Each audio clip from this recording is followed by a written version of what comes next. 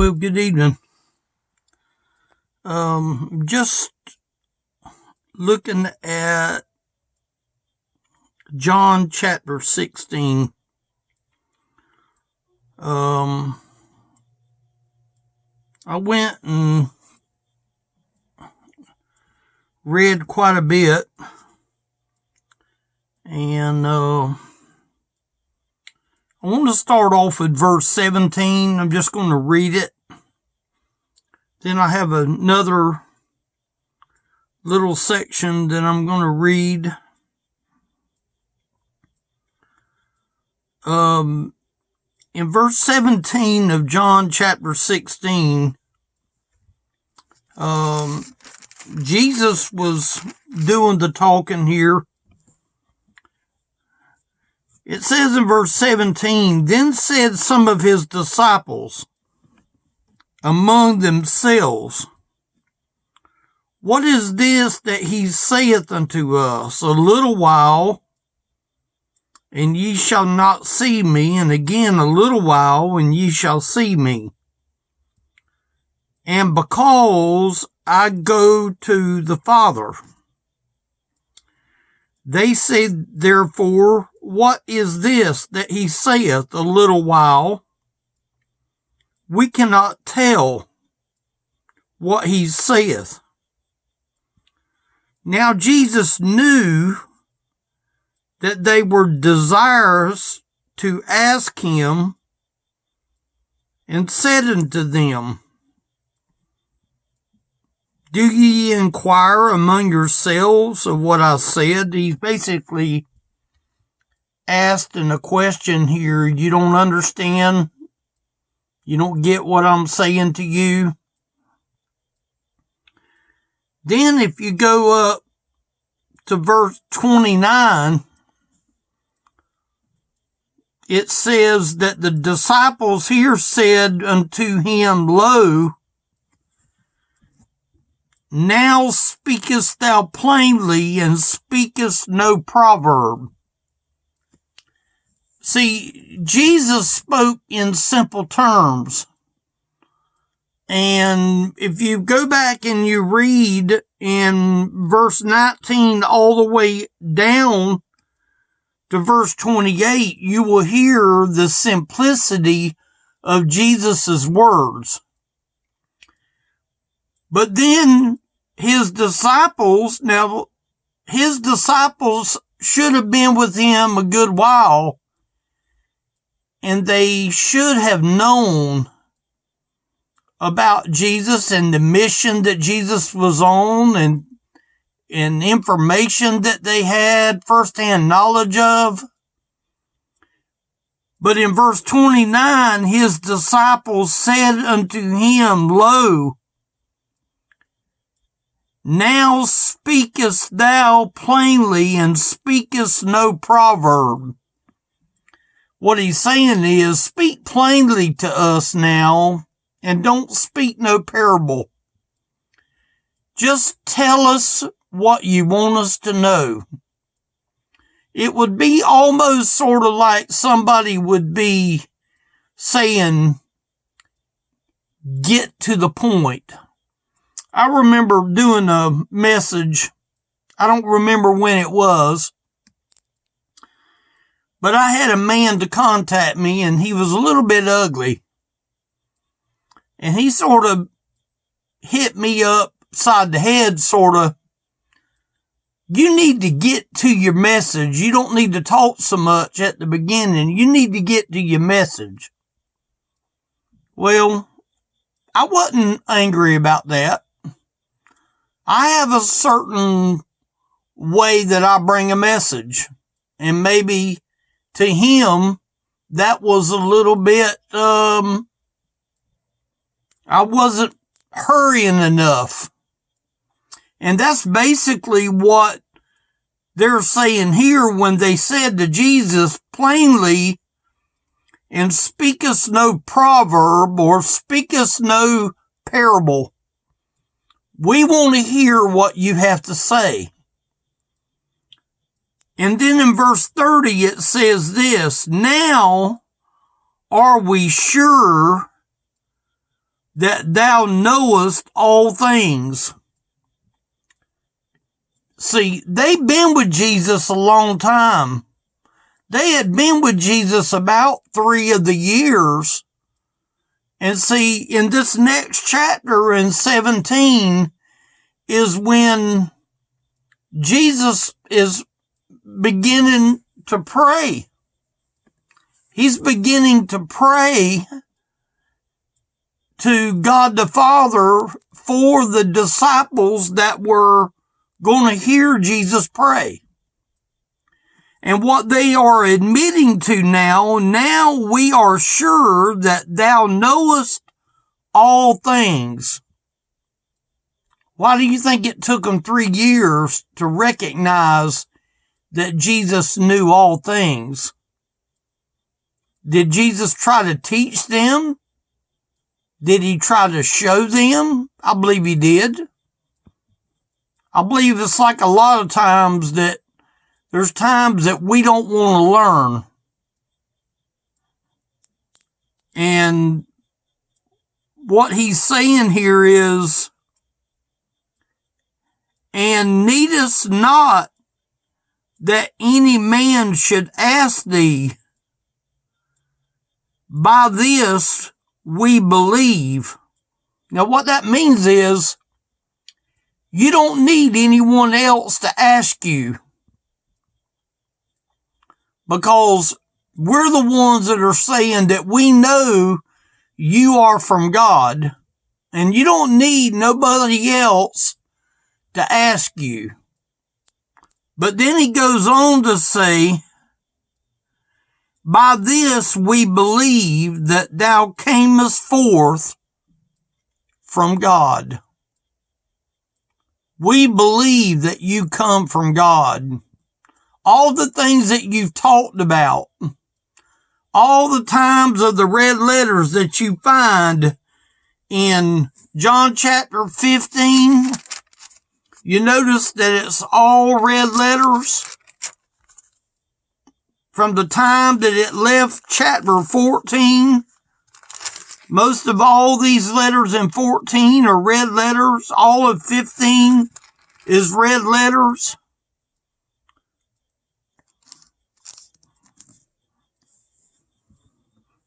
But listen to what Jesus said to them.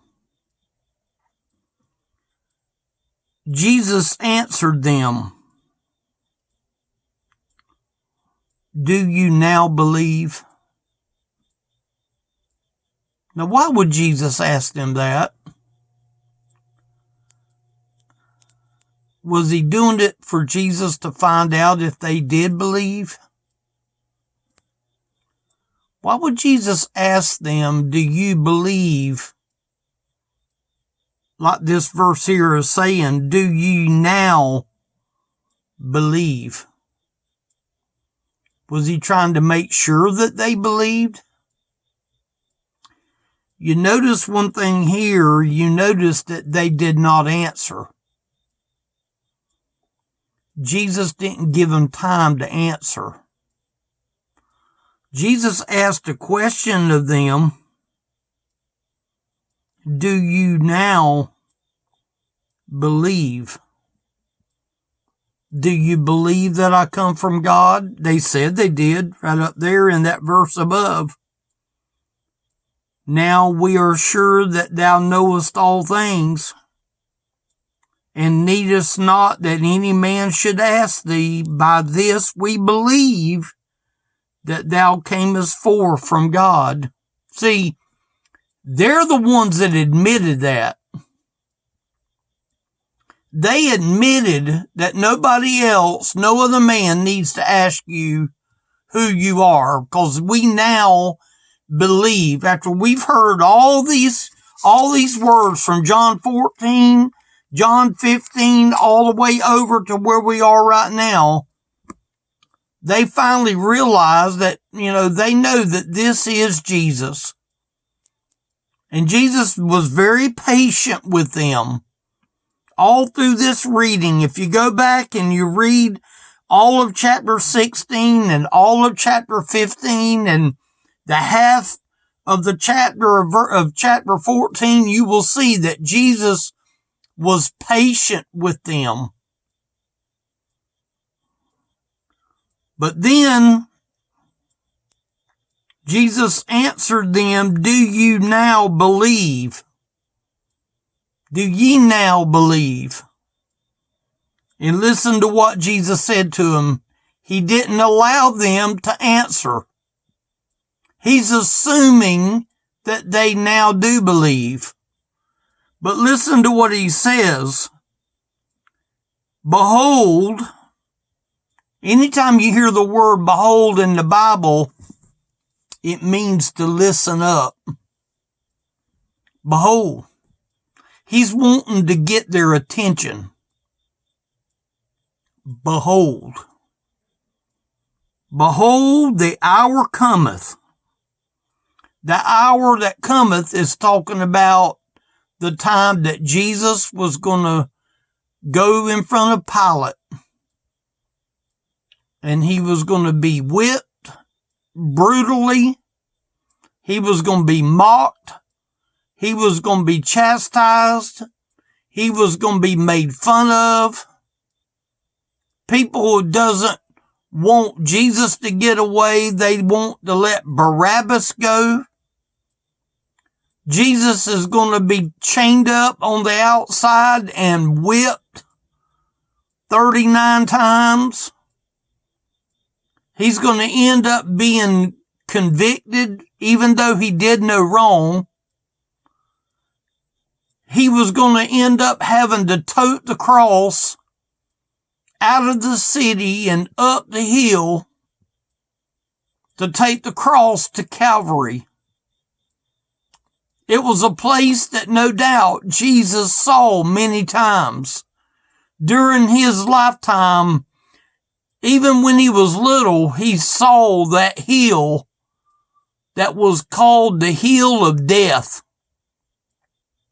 And that Jesus was going to ultimately walk up that hill of death, because it says the hour cometh, yea, or yes. He's basically amening himself. Behold, the hour cometh, yes, is now come. Now, does it mean that it is right at that moment? No, he's talking about in the next chapter, in chapter 17, he's going to pray the final prayer with his disciples. So this statement that he's making is right before chapter 17 starts. It says, and now come, that ye shall be scattered. Now, why was the disciples going to be scattered? Well, number one, when Jesus was going to go to the cross, all these disciples were pretty much marked individuals. They had to go back to their normal tone of life.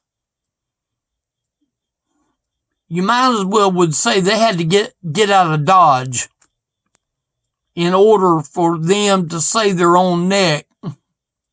They're going to be scattered. One's going to go to this one's home. This one over here is going back to his home. That one over there is going to go back to their family. The disciples are going to be scattered. They're not going to be in a group of 11. See, at this time that Judas, no doubt, is going to be told to do what he does, do it quickly. But he says here, every man to his own, and shall leave me alone. You're going to leave me by myself. Now, you would think that as he's talking, the disciples are all looking at one another. Like, what does he mean? It says, and shall leave me alone. Now, the disciples wasn't going to be with him. That's true. Because they're going to be scattered. Even Jesus said it was going to happen. That they was going to be scattered. But then Jesus says here, and yet I am not alone, because the Father is with me. Now see, the disciples never got to see the Father. But Jesus saw the Father. Now the Father wasn't with Jesus far as in the flesh. But who's to say that Jesus didn't see the glory of his Father even on the earth? Because he said here, because the Father is with me. See, the Father is with me to comfort me. The Father is with me. See, there's going to be some things that's going to happen over here when Jesus goes to pray. You remember he goes out into the place where the disciples go, and Jesus says, now watch and pray. And they fell asleep, remember? See, all this is yet to have to happen.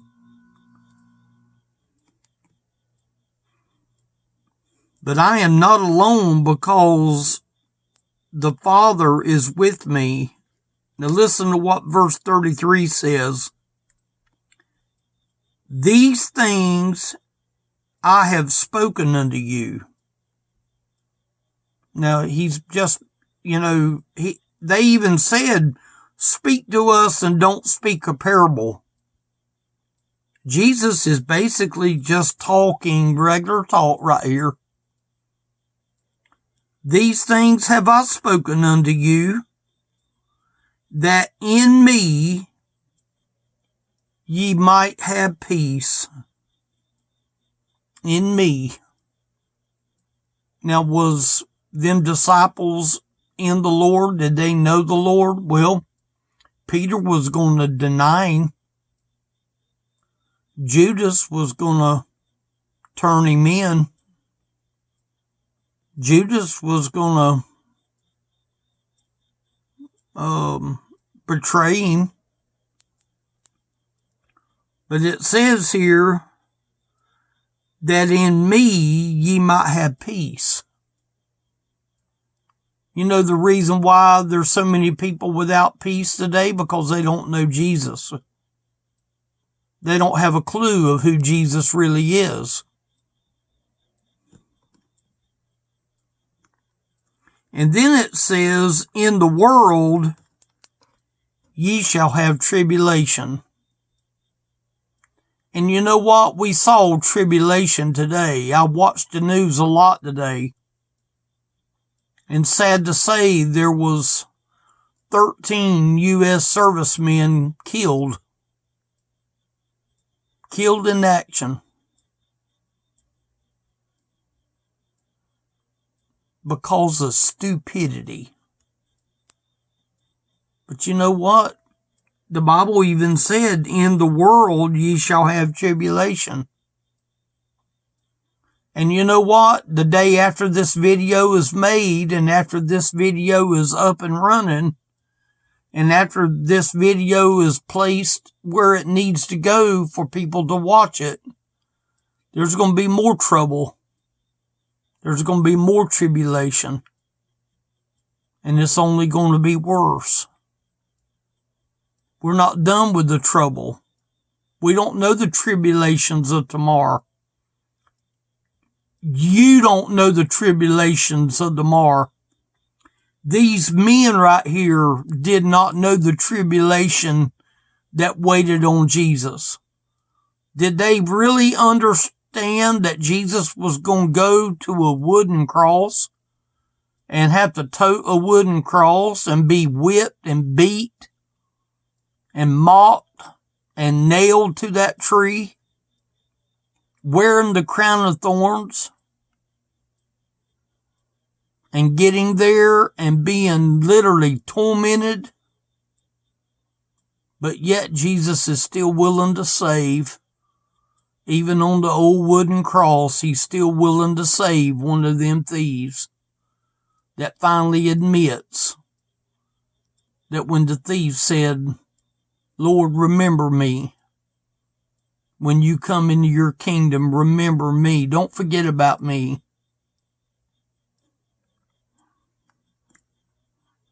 In the world ye shall have tribulation. See, we don't know the tribulation that we're going to go through. Them soldiers had no idea of the tribulation that waited on them. It's just sad. It really is sad. But then he tells these disciples here, but be of good comfort. See, he just said that you're going to have tribulation, but be of good comfort.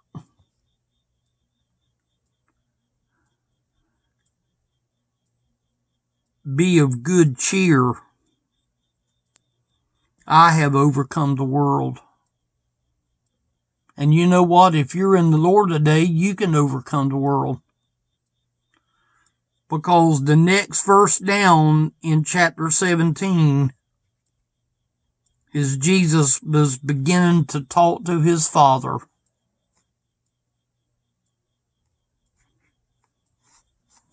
And Jesus was soon to be glorified by picking up that wooden cross and toting it to that top of the hill so that he could happily take the nails for me and he could take the nails for you. And you know what? We don't know the trouble that's going to come our way.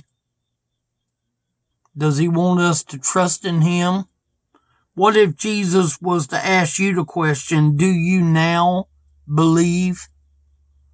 That's what he asked them disciples up there. Do you now believe? Out of all that time that Jesus had dealt with them over and over and over again,